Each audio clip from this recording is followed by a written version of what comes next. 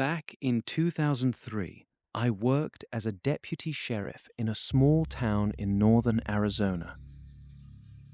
The population was barely 600 people. After several years working in Phoenix, my family and I moved there because my wife wanted our daughter to grow up somewhere quieter and safer. At the time, it felt like the right decision. I'm not going to reveal the town's real name. Some of the people involved still live nearby, and not everyone wants those memories brought back. At first, life there was exactly what we had hoped for. Quiet streets, familiar faces, routine calls. Nothing unusual ever seemed to happen. Until late September. Until, on September 23rd, a woman named Janet called in a complaint. She lived on Juniper Road and said someone had been standing outside her house at night and looking through the windows. At first, it sounded ordinary enough. Small towns get strange reports all the time. Teenagers causing trouble, trespassers, people imagining things after dark. But one thing she said stayed with me. She told me I couldn't make out the face, but something about the proportions felt wrong. I drove out to her house and checked the area. Under the kitchen window, I found a few marks in the dirt, but nothing useful. The ground was dry and rocky. To even look through that same window myself, I had to stretch up onto my toes, and I'm taller than average. I told her to keep her lights on at night and call again if anything happened. Then more calls started coming in. A man reported seeing someone outside his bedroom window at 2 a.m. Another family described a tall figure standing in the yard.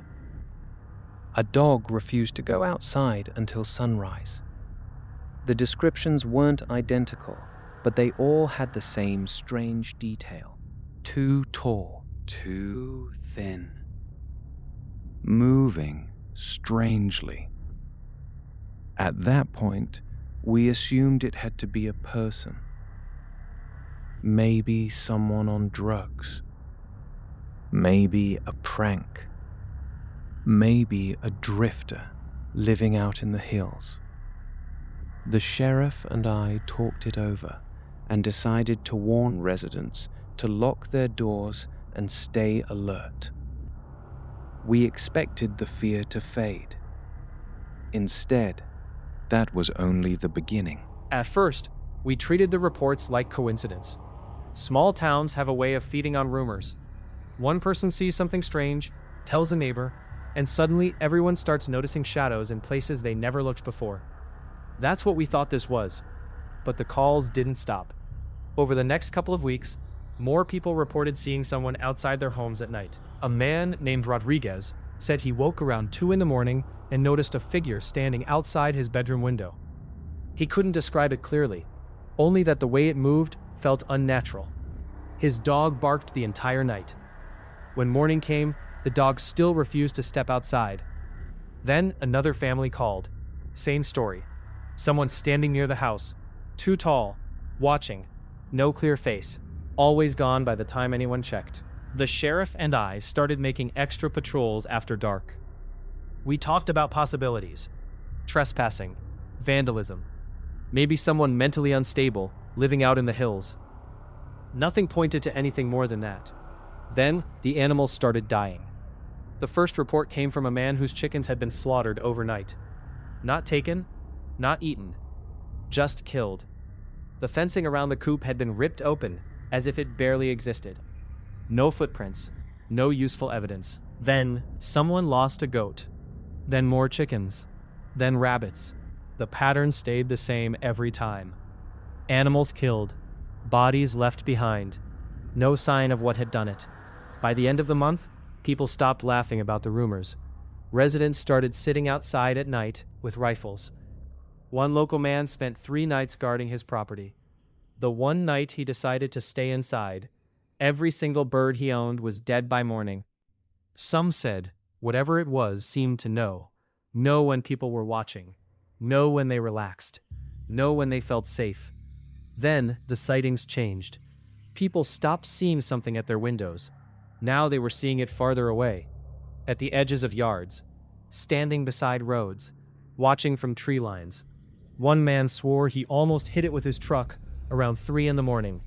He said it stood directly in the road and never moved. When he looked back, nothing. Everyone described the same thing. Very tall, too thin, something wrong with the proportions. And the strangest detail of all, nobody could remember its face. People remembered fear. They remembered movement. But the face never seemed clear. At that point, I still believed there had to be a rational explanation. I told myself it was a person. Then, one night, a woman called 911 and said someone outside her bedroom window was speaking in her husband's voice. The call came just after midnight. A woman named Patricia sounded terrified. She told dispatch that someone was outside her bedroom window, calling her name. At first, that doesn't sound unusual, until she explained whose voice it was using. Her husband's. She had been half asleep when she heard it. Soft at first. Familiar. "Trish, come outside." She thought her husband had gone out and needed help. Then she rolled over and saw him asleep beside her. The voice came again, closer this time. "Trish, why won't you come outside?" She froze. Her husband woke up, and then both of them heard it. His exact voice, coming from outside the window. Same tone, same rhythm, no difference. Her husband sat upright immediately. He grabbed the hunting rifle he kept in the bedroom. By the time the call reached me, I was already getting dressed. Something about the way she sounded made me leave even though I wasn't on duty. I got there in about 10 minutes. Every light in the house was on. Inside, Patricia sat in the living room with their 2 children wrapped in blankets. She kept repeating the same sentence over and over. It knew his voice. Her husband stood on the porch, holding the rifle. Big guy, construction worker. Not someone who scared easily. His hands were shaking. He looked at me and said quietly, "I heard myself talking outside." That sentence stayed with me. I checked around the property with my flashlight. The house backed onto open land and low hills. Behind the bedroom window, I found footprints. At first glance, they looked human. Then I looked closer. They were wrong. Too long, far larger than normal. The stride was strange too. Each step was spaced unnaturally far apart, as if whatever made them either had incredibly long legs or moved in a way no person should. I measured them, photographed them. We tried making casts. The ground was too hard, everything broke apart. Still, the prints gave us something to follow.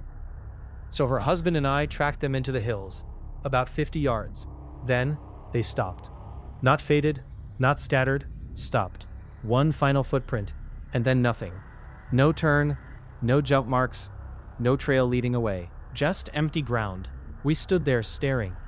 Eventually, her husband said, "What the hell is going on?" I didn't answer, because for the first time, I realized I didn't actually have one.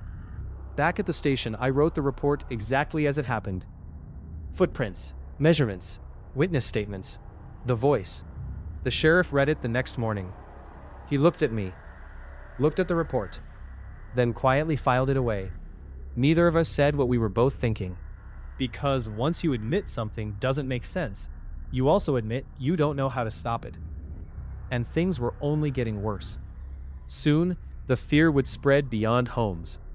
By November, the atmosphere in town had changed completely. People still went to work. Stores still opened. Kids still went to school. But nobody acted the same anymore. Fear had become routine.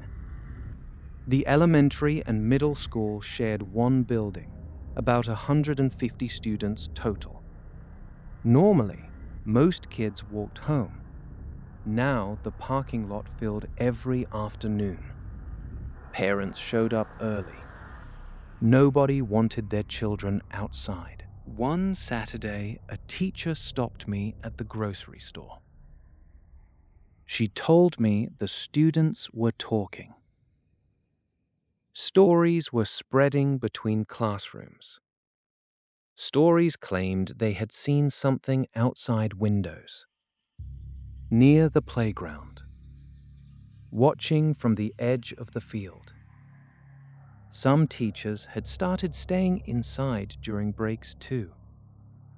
Nobody wanted to say it out loud, but everyone was scared. Nobody wanted to say it out loud. Soon after, the principal called an emergency meeting with me and the sheriff. He asked a question neither of us wanted to answer. Should the school close? Were the children in danger? We didn't know. That was the truth. That was the truth. We told them to keep recess indoors, lock doors, release students only when parents arrived. Even as I said those words, they felt useless. I had a daughter, Emily. She was 13. Normally, she talked endlessly at dinner, but around then she changed. She got quieter, stopped telling stories about school, stopped mentioning her friends. My wife noticed she wasn't sleeping well. She'd stay awake late with the television on because she didn't want to sit alone in her room. At the same time, the sightings became more frequent. Not outside town anymore. Inside. People reported seeing tall figures between houses. People reported in parking lots, standing on rooftops, watching roads. And then rumors started. Some people claimed they'd seen 2 of them. Others said 3. Dark figures standing together at sunset. Nobody had proof. Nobody laughed anymore either. Then something happened that pushed the whole town closer to panic. 5 teenagers went outside town one Saturday night. Just kids doing what kids do. Bonfire, beer, music. Around 11, 4 of them came back. On foot, covered in cuts, terrified. They had left everything behind, including one of the girls, Sarah. At the station, they gave statements. All 4 told nearly the same story.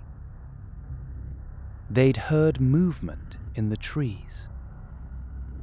At first, they thought it was deer. Then they realized whatever it was kept circling them, staying just beyond the firelight, watching. Eventually, one of them saw it, tall, thin, standing at the edge of the clearing. Another kid threw something at it. That's when it stepped forward, and everyone ran. One of the boys swore he could hear it chasing them, fast, fast, sometimes sounding like it was moving upright, sometimes on all 4s. But Sarah never came back with them. Search teams went out immediately. Flashlights, volunteers, state support. We searched through the night. Then, in the morning, we found her, 5 miles away, walking alone along the highway, barefoot, silent. She didn't respond when we called her name, didn't react when we touched her shoulder. Her eyes were open, but she looked through us. Doctors found no major injuries. No drugs. No explanation. They called it trauma, dissociation, shock. But Sarah wouldn't speak. Not to us. Not to her parents. Not to anyone. Eventually, she recovered. Years later, people said she lived a normal life. But there was one thing she never did. She never talked about that night.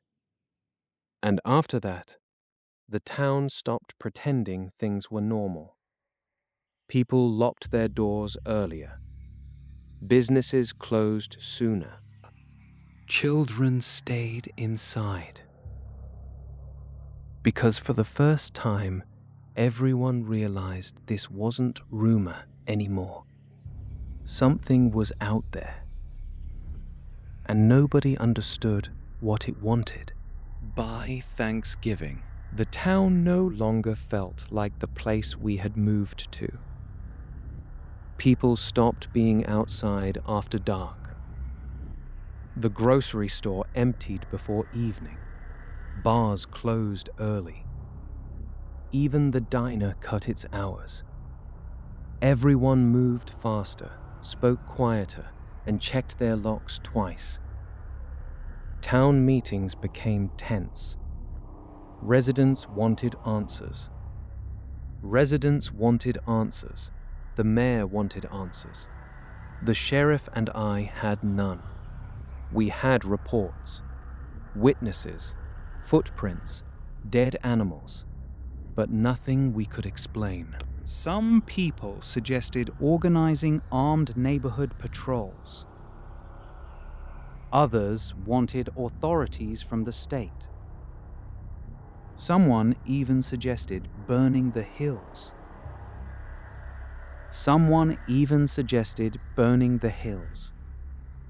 Nobody knew what else to do. Around then, I noticed something else. Some of the Navajo families living in town stopped talking whenever the subject came up. A few quietly left. The ones who stayed became careful. They kept their children indoors, locked doors before sunset. One day, I asked a man named Thomas if he knew something. He looked around before answering. Then he said quietly, "Keep your family inside at night." I asked him what we were dealing with. He hesitated, then added, "And if it talks to you, don't answer." That was all. No explanation, no details, just that. No details, just that. At home, my wife had started asking to leave. She said we should go back to Phoenix or somewhere else, anywhere else. I kept saying we couldn't. This was my town, my job. But each week, fewer people remained. By December, dozens had moved away. Entire houses stood empty. Then came the break-ins, except they weren't normal break-ins. One woman called and said someone had entered her house while she slept. Nothing was stolen. Her wallet remained untouched. Her television stayed where it was. But things had been moved, cabinets opened, books pulled from shelves, food left out on the counter, as though someone had walked through the house, touching things, studying them. I checked the doors. No signs of forced entry. It didn't start with a sound. It started with the absence of one. The house went too quiet, in a way that didn't feel natural, as if every object had decided to stop existing at the same time. Even the refrigerator, which always hummed in the background, fell completely silent. At first, I thought it was a power issue. Then I noticed the lights were still on. That's when I understood something was wrong. The air changed next. Not temperature, something deeper, like the house had begun holding its breath and expected me to do the same. Every surface felt slightly unfamiliar, as if I had entered a place that only resembled my home. I checked every room anyway. Nothing. No open windows, no movement, no explanation. But when I returned to the hallway, I saw it. A thin line of condensation on the inside of the mirror. Fresh, like someone had just stood there, breathing on the glass. That was the first moment I stopped trusting the house. It was around midnight when the stairs made their first sound. Not a creak from settling wood. A step. Clear, deliberate, heavy enough to belong to something that understood weight, but careful enough to avoid revealing itself completely. I froze. Listening. Nothing followed. I told myself it was imagination. Stress, sleep deprivation turning normal noises into threats. Then I moved. The house answered immediately. A step upstairs, exactly matching mine, perfect timing, perfect rhythm, except I hadn't made another sound yet. I backed away slowly, refusing to give it more cues. The silence that followed felt wrong, too patient, like something waiting for permission. I turned off the hallway light, not because I felt safer in darkness, but because I wanted to stop seeing how much of the house was now reacting to me. And then, it changed. From upstairs, the step came again. But this time, it wasn't responding to me. It was leading, slow, certain, moving closer without hesitation, as if it had finally decided I was no longer a question, but something it had already found. And right before it reached the bottom of the stairs, I realized something worse. There was no second set of steps anymore. Only one, and it was mine. I didn't sleep after that. I sat in the dark living room with my phone in my hand, watching the stairwell like it could open at any second and rewrite the rules of the house again. Nothing moved. That was almost worse, because silence like that doesn't feel empty anymore. It feels controlled. At 2:13 a.m., the front door sensor triggered. I didn't move at first. I already knew what I would see, even before I checked the camera feed. Still, I looked. The porch was empty. For a few seconds, I almost allowed myself to breathe. Then the image sharpened. Something was there. Not stepping into frame, already inside it, like the camera had failed to notice it arriving. It stood just beyond the edge of visibility, where the light from the porch couldn't fully reach. Not hidden, not revealed. Something in between.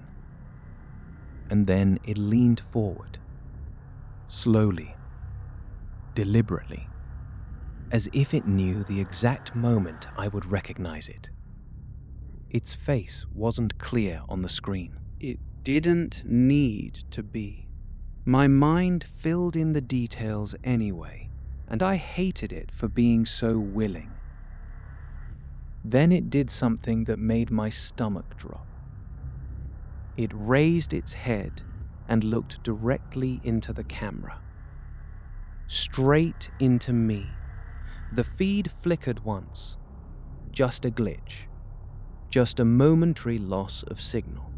When it returned, the porch was empty again, but the front door was no longer fully closed. I hadn't touched it.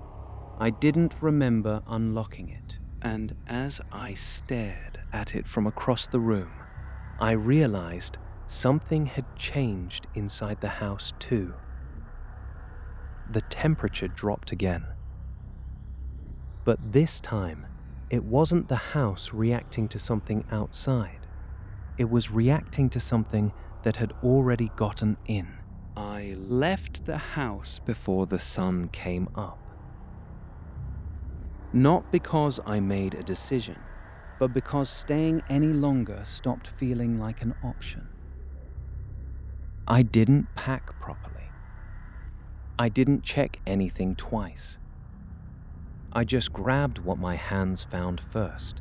Keys, phone, a jacket I barely noticed wearing. The moment I opened the front door, the air outside felt wrong too. Not safer, just wider.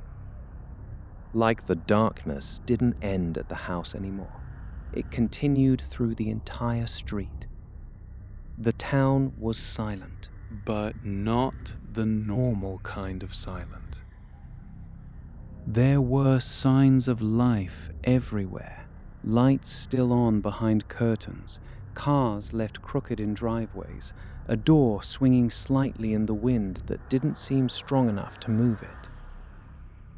It looked like everyone had left at the same time, or interrupted something they couldn't finish. I walked without thinking about direction, only distance. The further I went, the more I felt it behind me.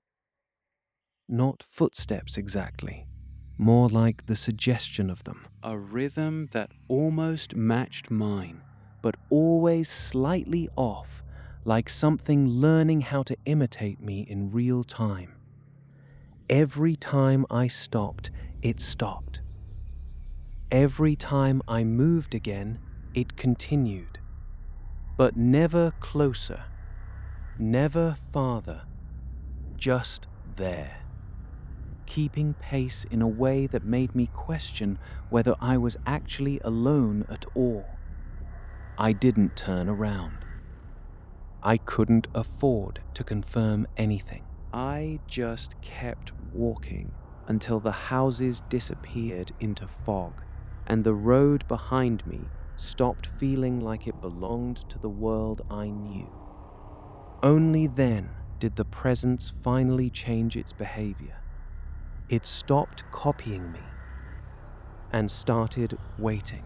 They called it a temporary evacuation.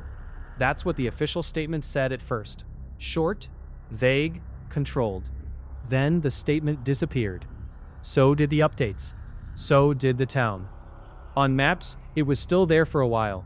Faded, like something the system wasn't sure it was allowed to remove. Then even that stopped. Search results returned nothing. Road signs were replaced. GPS routes rerouted without explanation. As if the place had never existed in the first place. But I know it did, because I am still here. Sometimes I try to explain it, but the words never sound right out loud. People listen politely, and then change the subject, the way you do when someone describes a dream they insist was real. Only it wasn't a dream.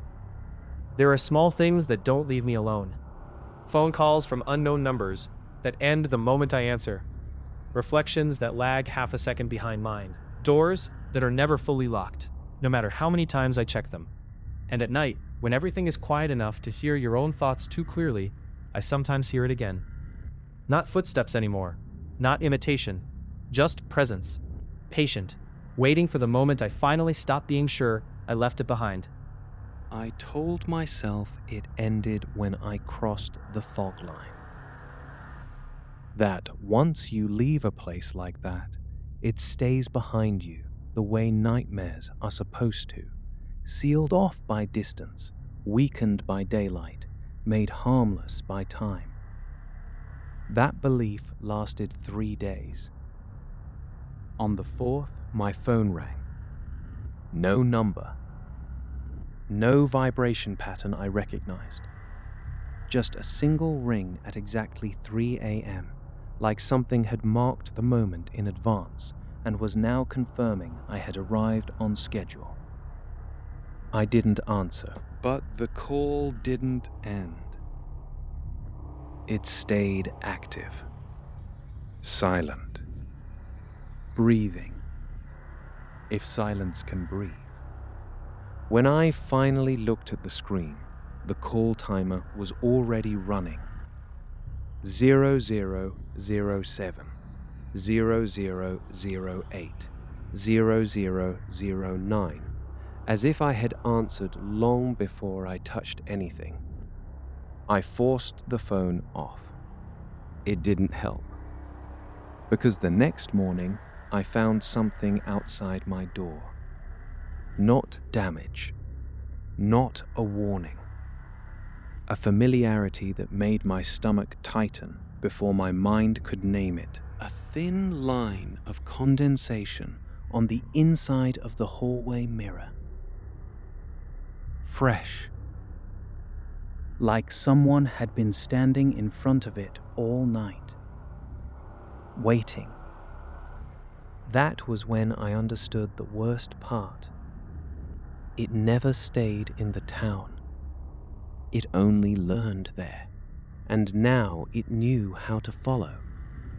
That evening, I checked every room in the apartment twice, locked every window, verified every sound. I even unplugged things that could hum, just to prove to myself that silence could still be mine. It wasn't, because at 2:13 a.m., the lights flickered once. Just once. Not enough to fail. Enough to notice. And from somewhere in the apartment, somewhere that should not have had depth, I heard it again. A step. Careful. Measured. Like it already knew exactly where I was standing. And then a second step followed. Not upstairs, not downstairs. Inside the same room. Close enough that I could hear it decide not to reveal itself yet. The final thing I saw wasn't a figure. Say not a face. Not a shape. Just the mirror in the hallway, slowly fogging from the inside. Not as if something on the other side had finally stopped waiting and started remembering me clearly. After that night, I stopped trying to convince myself it was random. There was a pattern now. And once you see a pattern, it stops being noise. It becomes intention. The next few days didn't feel like days at all. Time started behaving strangely. Missing gaps in the morning, misplaced hours in the evening. Moments I could almost remember, but couldn't place correctly. I began checking recordings, security logs, phone history, anything that could prove continuity. At first, everything looked normal. Too normal. Then I found the first gap. A full 37 minutes where every device in the apartment recorded nothing. No audio, no motion, no light changes. Just blank existence, as if the world had paused and waited for something to pass through it. I replayed the logs again and again. Same result. No explanation. That night I decided to stay awake and watch it happen. I set up every device I had, facing the hallway mirror. If something was entering my space, I wanted proof that couldn't disappear later. At 2:12 a.m., the apartment went still. Not quiet, still. Like the air itself had stopped moving. At 2:13 a.m., the mirror fogged again, slowly, from the inside. This time, I didn't look away. I watched it form, watched the condensation gather into patterns that weren't random anymore. Lines, curves, almost like writing. And then I realized something that made my throat tighten. It wasn't forming words. It was forming measures, timing, intervals, steps, the same rhythm I had been hearing since the house. I stepped closer without thinking, and the mirror reacted immediately. The fog thickened, as if noticing my attention. Then, for the first time, it did something new. It cleared, just enough for me to see through it. And behind the glass, there was the hallway of the old house again. Not a reflection, not an illusion. And something stood inside it, perfectly still, as if it had been waiting for me to finally look at it directly. It didn't move. It didn't need to. Because now I understood the real pattern. It wasn't following me, it was syncing with me, learning my timing, matching my pauses, adapting to the exact moment I would eventually stop being able to ignore it. And in the mirror, in that impossible hallway, it tilted its head slightly, as if confirming I had finally reached the part of the sequence it had been waiting for. The next step. I stopped trying to fight it, after the mirror stopped behaving like glass. There was no point anymore in checking locks, recording footage, or counting missing time. Everything I did had already been accounted for somewhere else. Like my reactions were just delayed responses to decisions that had already been made without me. The apartment felt less like a place and more like a stage being reset for the final scene. At 2:13 a.m., nothing changed. No flicker, no sound. And that was the first true sign something was finally different. Not as a reflection, as a completed path. Every hallway aligned with every moment I had lived since leaving it. The doors, the stairs, the corners, they were all connected now, like a single continuous structure that ignored geography entirely. And in the center of it, there was no figure waiting. Not anymore. It was already moving. Not walking, not approaching, just existing closer with every thought I had about it. I understood then that it had never been chasing me. Chase implies distance. This thing had always been closing a loop, and I was the missing segment. The mirror began to change shape, not breaking, not cracking, just agreeing, becoming something thinner than glass, thinner than separation. I could feel the apartment behind me fading in importance, like it was being demoted from reality to background noise. My reflection didn't copy me anymore. It paused. Then it did something I didn't do. From inside the mirror, not through it, out of the version of me that had never left the house. I backed away, but there was nowhere the movement could go that wasn't already anticipated. Every step I took arrived late, like I was chasing a decision that had already finished happening. The reflection stopped in the room and looked at me. Not hostile, not curious. Certain. As if it had finally reached the point where I didn't need to learn anymore. And then, very calmly, it said my name. But it wasn't a voice. It was the sound of recognition completing a circuit. The lights in the apartment went out. Not failing, not flickering, simply no longer relevant. The mirror expanded until it wasn't a surface anymore. Just an opening that had decided it was always supposed to exist. The last thing I remember wasn't fear. It was clarity. The realization that there had never been a before and a after. Only a sequence. And I was just the part that finally stopped resisting its place in it. The mirror didn't take me. It didn't pull. It didn't need to. I simply became aligned with it. And when everything finished settling, there was no more apartment, no more town, no more distance between steps. Only the house again, waiting. Not for someone new, but for me to finally stop calling it something I left behind.